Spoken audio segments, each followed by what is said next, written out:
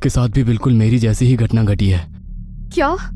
हाँ, आपके साथ में क्या हुआ था और कब हुआ था? मैं परसों ही इस अपार्टमेंट में शिफ्ट हुआ था।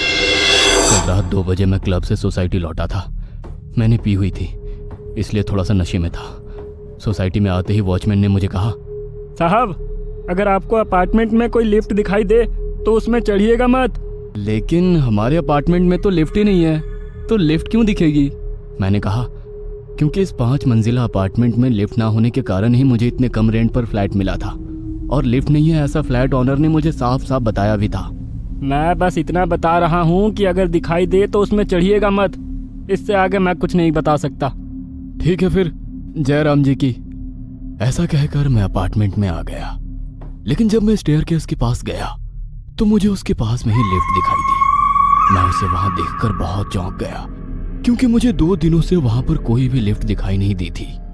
मैं उसके पास गया, तभी मेरे पीछे एक फैमिली आई, जिसमें एक आदमी, एक औरत और उनकी 7-8 साल की बच्ची थी। वो लोग लिफ्ट में चढ़ गए। मैं बहुत ज्यादा पिया हुआ था, इसीलिए सीढ़ियां चढ़कर जाना मेरे बस में नहीं था। इसीलिए मैं भी उनके पीछे पीछे जल्दी लिफ्ट में घुस गया। उन्होंने 3rd फ्लोर चूज किया, यानी कि वो भी मेरे ही फ्लोर पर उतरने वाले थे।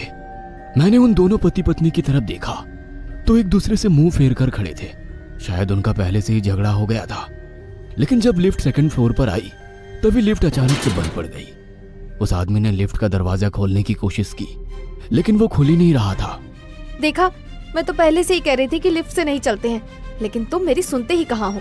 वो औरत उसके पति से बोली, तो मैंने कहा तुम्हें जबरदस्ती लिफ्ट के अंदर खींचा था, चली जाती सीढ़ियां चढ़कर।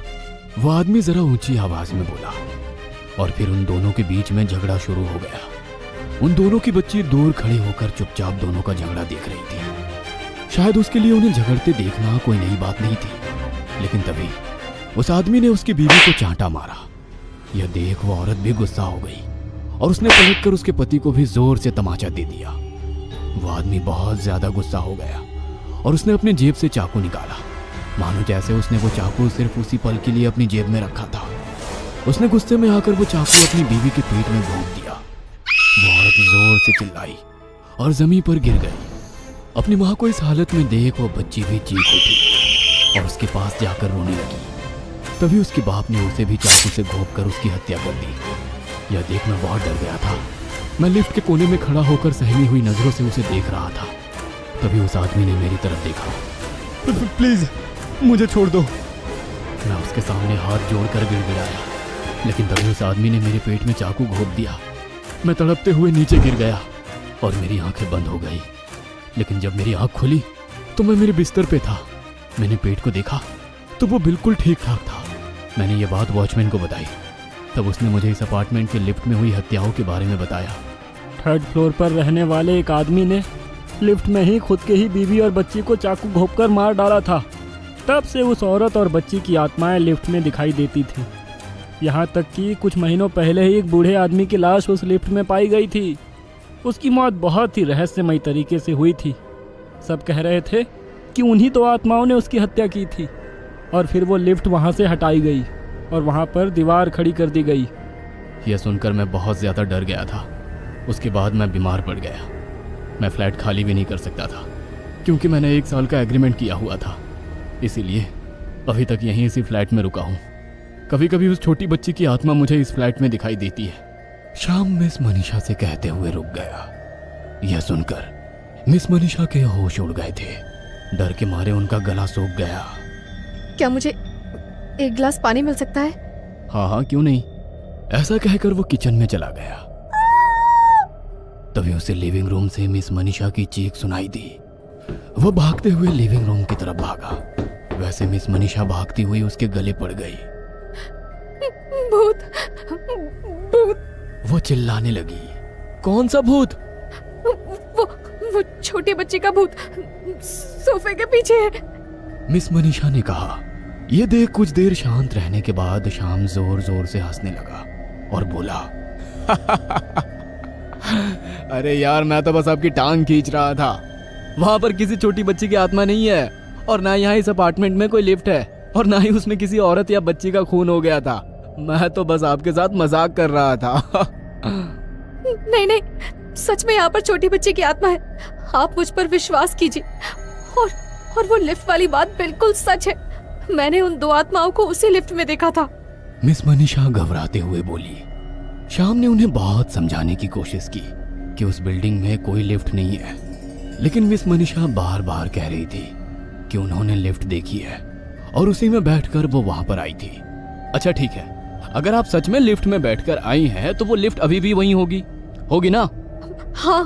तो चलिए मेरे साथ और दिखाइए मुझे। ठीक है। मिस मनीषा ने कहा और वो लिफ्ट देखने के लिए फ्लैट से बाहर आ गए और तभी लाइट चली गई। कॉरिडोर में सब तरफ अंधेरा छा गया। श्याम ने और मिस मनीषा ने मोबाइल की लाइट चालू की और वो सीढ़ियों की तरफ कॉरिडोर में से आगे बढ़ने लगे। वो लोग सीढ़ियों के पास चले गए। तब श्याम ने लाइट सामने वाली दीवार पर मारी और बोला, देखिए किधर है लिफ्ट। और ऐसे कहकर वो मनीषा की तरफ मुड़ गया। मिस मनीषा ने लाइट श्याम के पीछे मारी और उनकी आंखें बड़ी हो गई। वो देखिए। वह घबराते हुए बोली। यह सुनकर श्याम ने मुड़कर देखा तो उसके होश उड़ गए, क्योंकि वहां पर सच में एक लिफ्ट थी। अचानक से उस लिफ्ट का दरवाजा खुल गया।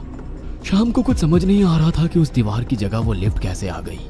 वो उस खुली हुई लिफ्ट में झांक कर देखने लगा कि तभी उसे किसी ने कमर पे लात मारी और वो लिफ्ट के अंदर जा गिरा। उसने जैसे तैसे खुद को संभाला और मुड़कर देखा तो लिफ्ट का दरवाजा बंद हो रहा था और मिस मनीषा लिफ्ट के बाहर खड़ी अपना सर कंधे पे रखे रहस्यमयी तरीके से हंस रही थी।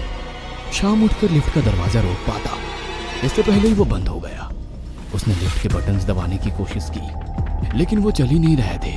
अचानक से वो लिफ्ट हिली और उस जोरदार झटके से वो नीचे गिर गया। लिफ्ट की लाइट्स बंद हो गई। श्याम डर गया। लिफ्ट में उसका मोबाइल टॉर्च के बहुत बड़ा हुआ था, इसीलिए थोड़ी सी रोशनी मोबाइल के बाजू में फैली हुई थी। उसने अपना मोबाइल उठाया और तभी टॉर्च के उजाले में उसे अपने सामने एक औरत की डेड बॉडी दिखाई। वो जोर से चीखा और उससे दूर हो गया। उसने उस औरत के चेहरे की तरफ देखा। उसने उसे कभी भी नहीं देखा था। तभी उसे उसके गले में एक आई कार्ड दिखाई दिया। श्याम आगे बढ़ा और उसने उस पर से नाम पढ़ लिया और उसके रोंगटे खड़े हो गए, क्योंकि उस पर लिखा था नाम मिस मनीषा जाधव। इसका मतलब ये था कि जब मनीषा जी अपार्टमेंट में आई तो उन्हें ये भूतिया लिफ्ट दिखाई दी और फिर इसी लिफ्ट में किसी ने उनका खून कर दिया। और अगर ये डेड बॉडी मिस मनीषा की है तो वो कौन थी जो मेरे फ्लैट में मनीषा बनकर आई थी? वह मन ही मन बोल पड़ा। उसकी सांसें जोर से चल रही थी, दिल की धड़कनें बढ़ गई थी। श्याम। एक डरावनी आवाज उसके पीछे से आई। तभी लिफ्ट की लाइट बंद चालू होने लगी और श्याम ने मुड़कर देखा तो उसके सामने वही लड़की थी जो उसके फ्लैट में मिस मनीषा बनकर आई थी, लेकिन उसके सर के चीथड़े उड़ गए थे। पूरा शरीर खून से लथपथ था। उसके बाजू में ही एक छोटी लड़की खड़ी थी और वो भी खून से लथपथ थी। श्याम जान चुका था कि वो औरत और वो लड़की इंसान नहीं है, बल्कि कोई आत्मा या भूत है। वो औरत अपने लंबे दांत दिखाकर डरावनी आवाज में जोर जोर से हंसने लगी। डर के मारे श्याम ने अपने ही जींस में पेशाब कर दी। तभी अचानक से उसने झटका दिया और लिफ्ट की रोप्स टूट गई और लिफ्ट अचानक से तीसरे फ्लोर से ग्राउंड फ्लोर पर आकर गिर गई और उसकी दर्दनाक चीखें कुछ ही देर में बंद होकर उसके शरीर ने उसकी आत्मा छोड़ दी। दूसरे दिन सुबह ग्राउंड फ्लोर पर लोगों की भीड़ इकट्ठी हो गई थी। जमीन पर श्याम और मिस मनीषा की खून से सनी लाशें पड़ी थी। पुलिस वहां पर आ गई थी। वॉचमैन उस इलाके में नए आए इंस्पेक्टर कुलकर्णी से बातें कर रहे थे। साहब क्या बताऊं, पिछले साल एक लिफ्ट एक्सीडेंट में मिसेस देशमुख और उनकी 9 साल की बच्ची मारे गए थे। लिफ्ट की रोप्स कट गई थी, इसीलिए लिफ्ट तीसरे मंजिल से ज़मीन पर आकर टकरा गई और वो दोनों उसी जगह पर मारे गए।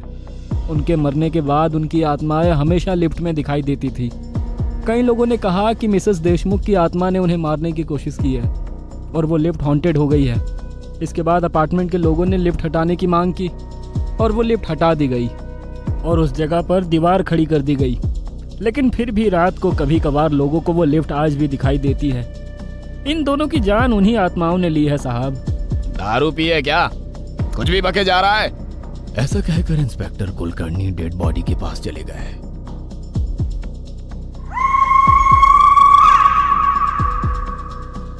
अगर आपको हमारी ये कहानी पसंद आई हो तो इसे लाइक और शेयर करना ना भूलें।